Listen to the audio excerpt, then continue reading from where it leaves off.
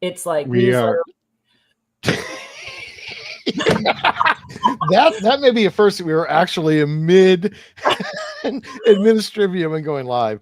All right, guys, we are flying by the seat of our pants today. I would have missed this completely and continued to talk to Carly if it wasn't for you. So hats off.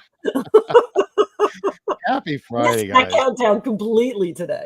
That's right. It has been a week, and there is so much to try and get together for this week. There's so much news that we went into our first round and narrowing it down, and Karen, God bless you, was doing that like literally up to the second of literally up to the second and then some. But here we are. Maybe there was a way, and not everybody heard me talking about UTMs. Who wants a UTM in the link? Who wants a UTM? I know, and I'm so guilty of just putting in the whole link, and I should try and edit those out. But anyway, which you've asked me to do. It's all good. Yeah. So what a week for tech, and what a week for insights. And maybe we say that every week, but we're just gonna have to start with Kantar because there's a lot going on there, and let's just get into it because we don't always talk about the personnel changes, right? But sometimes for a company this big, when there's changes at the CEO level, it's indicative of something going on, right? So yes, before we get into that though, I want to cover one very important thing. Oh. Happy birthday to you. Happy birthday to you. Happy birthday, dear Karen. Happy birthday to you. And another first on the exchange. Well, technically yesterday was my birthday. I know. So It's not quite. Is it next year that my birthday will fall on a Friday then? Hashtag goals. I expect presents in advance, friends, for next year. No. No, this was a nice birthday though. If we're taking a moment, it was 35 again, right? I mean, that's always a good one. So. Did I ever tell you my grandmother? She said she was 29 until she was 94 years old, so it was always her 29th birthday. I would not want to hang on to 29 too long, but I wouldn't mind it staying in my 40s. I'll just put it out that way. Like I don't need to stay in my 30s. My 40s were a sweet spot. This in the 50s business is. I hear you. Yes, I will ask your age. I will say I'll be 55 in 5 months, and it's like, wow, that's a real number, right? Like ARP, all that good stuff. It's just there's something real about being in your 50s that, and I am also solidly in my 50s. That just is like, whoa, what? Yeah, I think because 50 is close to the new, midlife, not like, it's not 40s anymore if people are living into their 90s and all that. And 50s is like more than halfway through life, I think. So, it's rough, but I had a lovely birthday. We had, dinner at an outdoor restaurant, not far from us. My parents were both able to join us, which was delightful. My daughter and son chipped in on a Coach wallet for me. So job raising them is all I can. Like I was like, this is a legitimate birthday gift from my kids. Like that felt like a big deal. So anyway, so I feel like I have arrived at a level where my children understand a good gift, a solid gift. That is that's great. All right. So speaking of longevity, tenure, we're yes, longevity, tenure. Thank you for a segue because we don't have to talk about me for the next half hour. It's just as fun as everything else. Probably more so. But let's talk about Kantar. So yes, the news, lots of changeover, senior leadership at Kantar, and I have no inside knowledge. My external perspective, Caroline Frankum leaving Kantar Profiles. We know Kantar Profiles is being connected to World Panel and to Numerator. The buzz has been and the logical thing to do for quite some time would be for Bain to spin that out. Yeah. So that just seems part of that process for this. We'll call it Numerator Group with these other components that are data centric, solutions. Being one entity, probably an IPO. That's just what makes sense. Then larger move, another consulting exec moving into here. Paul Zwillenberg from Accenture Yeah. to lead Insights Profiles business as the numerator separates. Yep. Yep. And groups, Chris Jansen leaving in 2026. Yeah. That we've talked about this before. When you see these type of shifts, sometimes it is due to a change in direction of the business to adapt to new realities. Yeah. Could probably a piece of that. Also, probably preparing for a sale. More than likely. Which doesn't mean that's imminent. That it could take a long time to make that happen. But when you see these big shifts of senior leadership like that, then it's preparing the business for a new phase. Yeah. The way you look at it. And Caroline, I guess stated in her LinkedIn post. So if you find her on LinkedIn and follow her, like she's leaving at the end of the year. So it's not like there's a plan. Right. Like yes. They're transitioning. Planning. Yes. Transition. And she's like, stay tuned. Like, I'll tell you what else is happening, but it's not a sudden departure. It's just a very strategic departure, probably, on her part and theirs, but it's not an abrupt change. So it's part of a strategy. Yeah, it's part of a strategy. So Yeah, start following them. And also there are other reasons to follow them right now, aren't there, my friend? Yeah. So full disclosure, I am an advisor to Remesh. So I need to make sure legally that's known that the announcement, the public knowledge that Remesh filed suit basically on trade secret misappropriation, breach of contract, copyright infringement, alleged. That is what's claimed in the suit. And that's public. And if you want to get in and look at it, you can. It is public. You can dig in. You can look at the evidence. You can assess any of those things. I'm not going to comment on any of that. Right.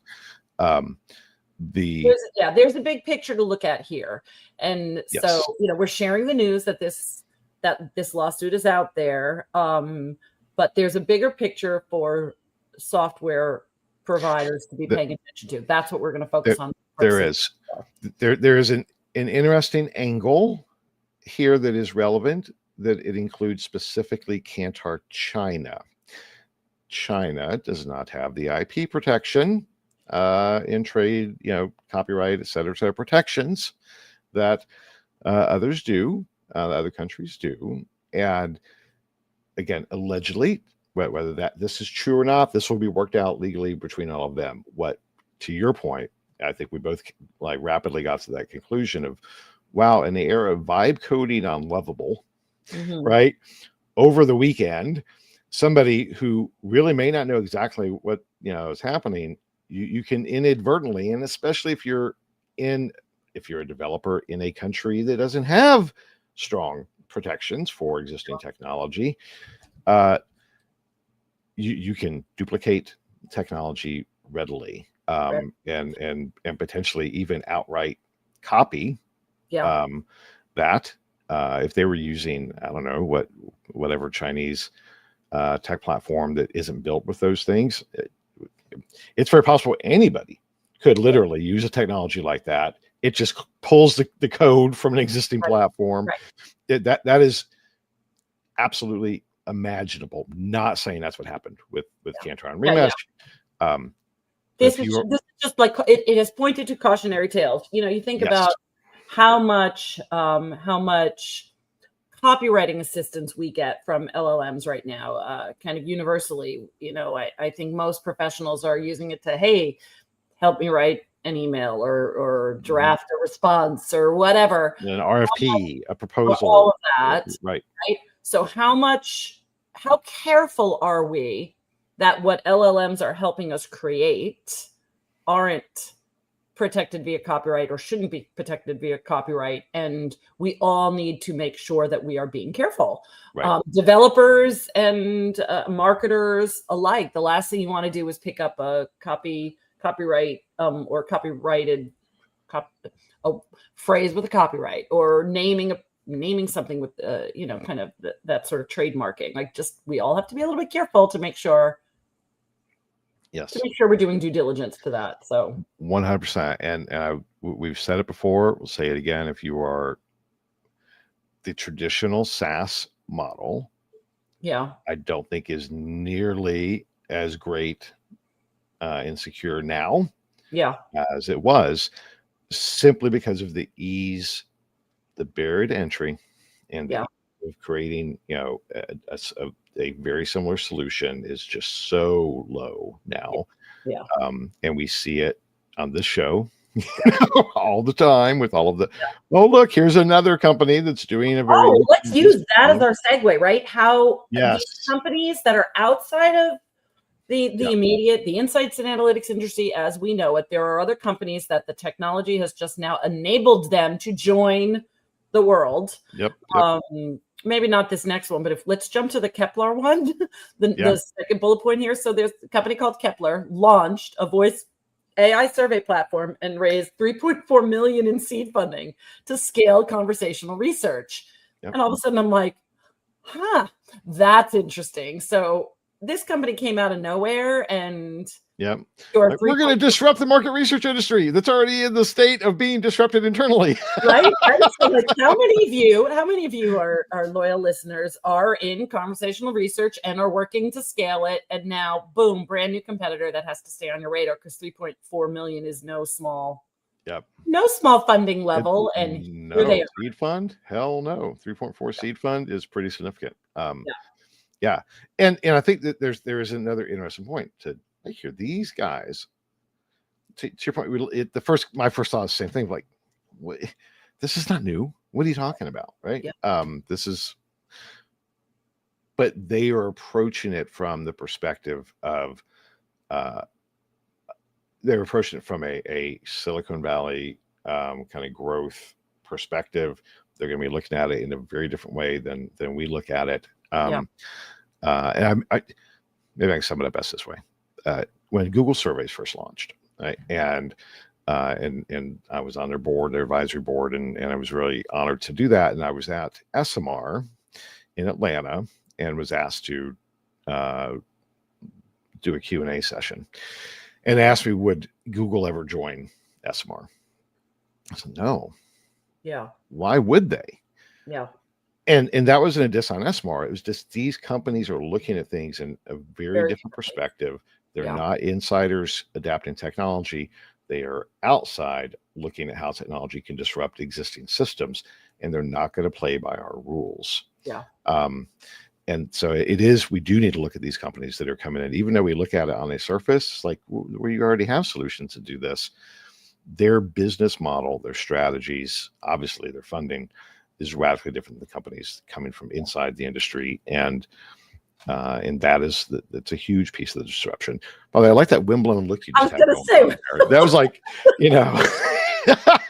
Please. That was not on purpose. I don't mean to distract you from what you're talking about. What? That was great. It was like, play it in slow motion, have some music, Dreamweaver. Next time I wish you'd be talking about something much more. If that had happened during your birthday conversation, that would have been different, but that would be what I was talking about. Anyway, it's funny. All right. So good example. Well, you want to talk about this? You found the this Edinburgh. So there's an Edinburgh-based US consultancy called UserVision, which I was sitting there thinking, like, how many companies are there that are user testing, user this, user that? So obviously user testing is a big deal, right? But they just secured 6-figure investment also from Maven Capital Partners. And I started to really think about this, like, it's 6 figures. It's not, it's not millions. However, what I think is interesting is if more and more kind of user UX, user experience, user testing, user usability in general, if all of these keep coming up and we are also developing more and more platforms than ever before thanks to AI, this all makes perfect sense to me.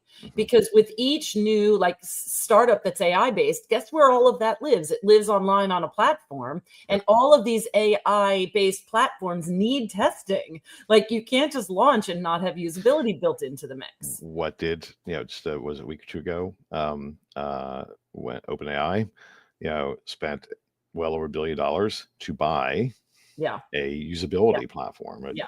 a user testing platform. Yeah. Yes. So that's another thing with all of the companies out there throwing their hat into the ring too. Guess what? You're going to have to make sure that you are shoring up your user interface, because everybody and the investors know that too. So they're going to be looking for different platforms that are really focused on usability and the user experience. So Yep. cool. These next three were certainly the next evolution of so inside the research industry, MarketVision partnered with Verve Labs to integrate AI agent technology across its research offerings. Yeah. Focus on agent. We've Yeah. been talking about that. So well, and even at our AI event, we have a couple of we have a session on AI agents at work, and we have a few AI agent demos. So if you are still not sure how this is going to play out in the research space, make sure you get to IAX AI, because it's a virtual event, free to attend, and we're talking about agents there too. So anyway, plug to the side when I saw this one. Yeah, well, at 1.2, MarketVision is not. It's not Kantar, right? Not some big behemoth. Small to mid-size business, great, been around for a long time, solid. Which I think that's really cool. The company demonstrated you don't have to have a $5 million AI development budget, because you're some big multinational, to do really cool stuff. So hats off to them for doing this. No surprise on the next one at all. Market Logic, been around, the knowledge management system. They sit on lots of data for clients, right? Yeah. And their DeepSights persona agents turn into interactive agentic AI conversations for insights. No brainer. Yeah. So, which again, don't mean disparaging Market Logic. Yes, that's exactly what companies that sit on lots of data, that's the next unlock, is creating those type of solutions. So very cool. Chat with personas. It's very interesting to me, because this all synthesizes very, very well when you start to think about what those kind of digital twins are, all the big pieces, what you think about, like creating those things. But then yes, the ability to have a conversation with them, it just kind of clicks into place a little bit more tangibly, I think, for some people who are like, how does that all play out? Well, guess what? Once you start to put it together, it's pretty cool to think about. It does. And there's so much about all of that we could go into. We don't have time to do all of that, but but this, I will say this, the debate around synthetic sample.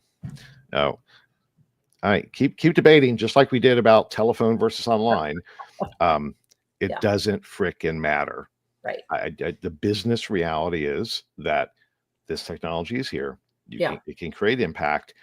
It's a false dichotomy trying to compare it to a real interview in terms of depth. That's not the right. That is a consideration. It is not the only consideration. These type of personas, et cetera, especially built off of real data. There's no reason in the world, if you are a business leader at a brand side, you would not be flocking to utilizing these tools. Period. And if you provide them, make sure you have a kind of proof point that it was quality data that it was built upon. 100%. Absolutely. On that next level, our friends at aytm, they're conversation AI. So it's a quantitative scale for qualitative interviews. We've been survey platforms embracing conversation, we're that trend. I mean, that could have been a whole theme, when you think about Keplar, right? A new entry into the field. And if I were you at aytm, I'd be like, well, let's check out that Keplar, right? I mean, there are so many people in our ecosystem where I'm like, check them out. So because we have somebody like aytm who's been in the industry for years. And they're doing the next thing, and then whack-a-mole to how many of these new Silicon Valley based startups are coming onto the scene just to compete with them a little bit. So tough times out there, but we got you. We got you. All right, now we have hinted for weeks. We're like, all right, we got to talk about the glasses, we got to talk about the wearables, and we kept putting it off. And then Meta this week. Thank you, Meta. Thank you, Meta, for helping us, for showing we have us to talk the way. about it again. So, and So, as a former glass hole, right? Yeah. It's pretty cool. So So funny. It's so cool. Well, what's funny about this is, like, I think it was earlier in the week, it was somebody had leaked what Mark Zuckerberg's like talk was, or what his talk was going to be. right. And Those it was a leak, strategic leaks. right? It was not really, whatever. But then, then he takes the stage, and then it's like, okay, so while he's on stage demoing them, it wasn't perfect. Like it tweaked out on him on stage, which is also kind of funny. So there's a lot of stories out there, but the article that we're going to share, which is the UTM we were talking about earlier from The Verge, kind of gives the highlights, and you'll see. So not only is it the Ray-Ban glasses, but also it's the like Oakley glasses, which are like, oh, now that's cool, because that's a certain demographic that would really love those. I mean, when we were all skiing, we were like a big Oakley family back in the day, and I just kept picturing like, oh my gosh, that's so cool. Like, to think about kind of the sports use cases for these, like, you're a cyclist, and you say to your glasses like, hey Meta, I need a new route, right there in front of you, map it out. So cool to think about. Anyway, really fun stuff. Great screens, some color, full color screen, really cool. So $800, so not as cheap as the previous iteration of the Meta glasses, where you could take pictures, and see text and stuff like that. But it's the next iteration, and there's some cool stuff happening there, because you'll have that, as I point to the inside of my regular glasses, you'll have that display on the inside of your glass that supposedly no one else can see, right? Only you see it, which is interesting. In gesture wristband control. So what is it, kind of like it's what you're envisioning, right? Right. That's funny. Yeah. And I'm sure it is. Yeah, well, you can probably just go like this and it's gone. So if you do this, then maybe it goes away. It's like swiping on your phone. There's going to be swipe gestures. That's what I kind of was imagining there. Yeah, I'm sure. But cool. Their Meta, look, the Meta gets a lot of flack for a variety of reasons. And certainly not everything they touch is gold, but they are a major multi-billion-dollar FANG company, right? And and they're not stupid. And they keep going back, as do other companies. I mean, Apple, everybody else is still working on it. It's a race to have a new solution. And the implications for research are no-brainers. And they always have been, right? So there are a couple articles there, and then Snapchat, their spectacles. So their same thing. Spectacles. So similar thing. And if you've dabbled in Snap throughout the years, that they were masters at the kind of augmented reality, where you can get the Snap filters, and the next thing you know, you're a bunny talking to, anyway, super cute, really fun, really playful, and helped engage people with the platform, I'm sure. But now we're talking about getting these spectacles out there for consumer use, and what is that going to do to the marketplace? When you think about, they're really good at augmented reality. So what's happening in there? So it's like, and that's this next story too, about this World Labs launch, and I want to just pull them all together. So World Labs has 3D World that are phenomenal. Like, you can go onto the site and it's like Explore World, and it's like this morphing between what you see in the gaming industry, like these great quality immersive spaces that are not just for gaming anymore. And you think about the glasses. Well, the glasses allow you, it's sort of like, the Oculus, when we had the Meta headset, the Oculus, where you're kind of like looking around, but you're in your own reality, but you're looking at augmented reality. And Snap's got their situation going. It feels like it's all converging for something that the implications for the insights industry is really going to be, what can we do with these immersive experiences, these augmented realities, these cool glasses? I don't know. I know, there goes Tim, and I'm like, of course, Tim. Yes, right. Second Life, the metaverse. We were talking about Second Life before we went live, Tim. He might have heard it on the pre-show. Maybe he did. Yeah, you had insider knowledge, Tim. Insider knowledge. So for those of you on LinkedIn, Tim Lynch was like, hopefully it'll be a better alternative world than Second Life was. But Lenny and I were talking about Hello Aura, which, they were at our first AI event talking about, having consumer conversations in these alternate worlds. And what will that do to the research space if people can come together in a very plain setting, and the next thing they're wearing glasses and Tim Lynch. Anyway, they're wearing AI glasses and they're talking about, natural food and beverages in a setting like the Garden of Eden. I mean, that is possible that Right. these things could happen. And the technology is just showing up for us. It's just It is. There was an article we didn't get to, and that's fine. But it was YouGov. If you guys get a chance, go look. YouGov released a report this week about consumer perception on AI adoption. Yeah. And we didn't have time to fully get into it. I'm not going to now. For all of this, the perspective still is, what is the business would be the early adopters because of business use cases that make sense. There are still, I expect, companies that are still utilizing Google Glass in engineering and some of those things because it just made good sense to do it that way. The consumer adoption will lag until you get the killer app. What is the killer consumer app? And that's coming because there's too much money being spent on all of this. These early, the Second Life, that was at 20 years ago, we had that, right? Yeah. It didn't hit full tilt consumer adoption, but the barriers, Starlink bought a whole spectrum, right? They're going to be able to beam 5G wireless connectivity globally, period. Just are. So we deal with the connectivity issue. We deal with the processing issues because of NVIDIA and Intel, blah, blah, blah. All of the constraints that impact adoption from at least a technical standpoint are all coming down. So being reduced. So now it's just looking for the killer app that will happen, and it will explode just like everything else did over the course of time. Yeah. And there were a few articles that got dropped when I pasted it in. So I just put them back in there, by the way. But these are a few AIs. It's for future it's like, these are all like, you can read up on these things. This isn't something we really need to talk about, but a lot hit the kind of hit the news this week.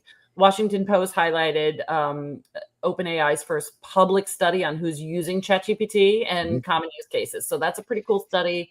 It was all over LinkedIn towards the beginning of the week. So check that one out. OpenAI shared that roundup themselves too. So there's a different link, kind of different ways of looking at the same thing. But then there's also this report talking about AI deployment that I thought was really interesting with overpromising and under-delivering. And so it's at the enterprise level also. So I think that, we're kind of leaving you with, do your research on LLMs for kind of generational, kind of not generational. Oh my gosh, I keep tripping on words today. It's kind of generative AI, the idea that you're using it this way and what's going on at the enterprise level, I think is really interesting. And anyway, and have at it. So fold all of this into, over the weekend, maybe let's have a look at what's going on out. And there's a framework that's going to we'll be talking about publicly really soon that was working on for a couple things, including upcoming Grit. And the way I'm thinking about these things, I'd love any feedback from, is that there's really kind of three categories now. There's utilities, things that just make things faster, faster and cheaper and easier. And we've got lots of those. AI augmentation, you could do new stuff that you couldn't do before, but it's not, oh my God, it's like utility on steroids. So, but then AI net new. What are things that are entirely disruptive and create new possibilities? And the type of stuff that we're talking about here, even the wearables or the World Labs, those type of things, those create whole new paradigms to think about. And they may be slower for adoption, but they are there. And and to the point of when we think about that, the article on the consultancies and the failure, saying too often you're overpromising, saying, oh, it's going to be net new. It's not, it's utility. And that's okay. Utilities are amazing. The example I always use is WinZip. how many of us, we used WinZip for years because it was just it was a cool little utility. We needed it to do stuff, right? Yeah. Being utility is great. Being augmentation is great. Being net new is great. But net new is what's going to drive shifts that have long tails of change for all of us over time. So speaking of time, I know you got a hard stop because you got to do a podcast. I have to do a podcast. I'm really excited about this one. But just throwing something out there, Lenny, you and I haven't talked about this, so I'm talking about it live on air because I wouldn't mind the feedback at the exchange at greenbook.org. We've been discussing with kind of our marketing team about whether we start to include like Lenny's choice or Karen's choice, like the article, not just the article that didn't make it onto, but the article that's somewhat unrelated, but also related at the same time. So, do we want to put that? I'm going to pop that back up here. Do we want to start to like share with people the other things we come across that may not be that may not be a perfect fit for the conversation we're having? For example, I had read about in my travels, just yesterday, Anthropic has a lab that's helping with medical science research, and they're talking about getting an AI assist to come up with a cure for cancer and getting to a place where you could type into the AI, here's this disease, and it can spit you back a cure for it.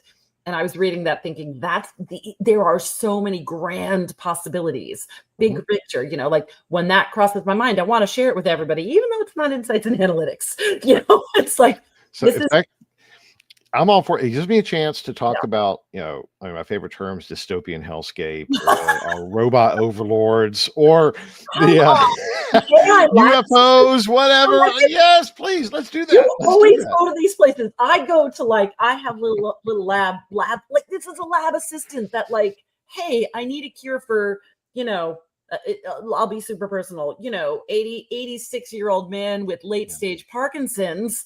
I need something for that. And it gives the right balance of prescriptions to build a better quality of life. I get so excited about the possibilities in that space. 100%. I have used that variety of them to kind of optimize my own regimen for my mitochondrial disorder.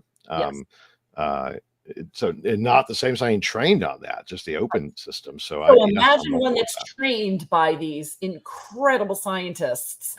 Anyway, let us know, send us an email if you would like to read about the things that Lenny and I find interesting and intriguing outside of insights and analytics, because we're cooking up something with our marketing team, and maybe it becomes the end page of our LinkedIn newsletter, or maybe it goes out in our Green Book newsletter, who knows. But if you want to learn more, send us a little email and say yay or nay to this decision, because we might just do it or we might not do it.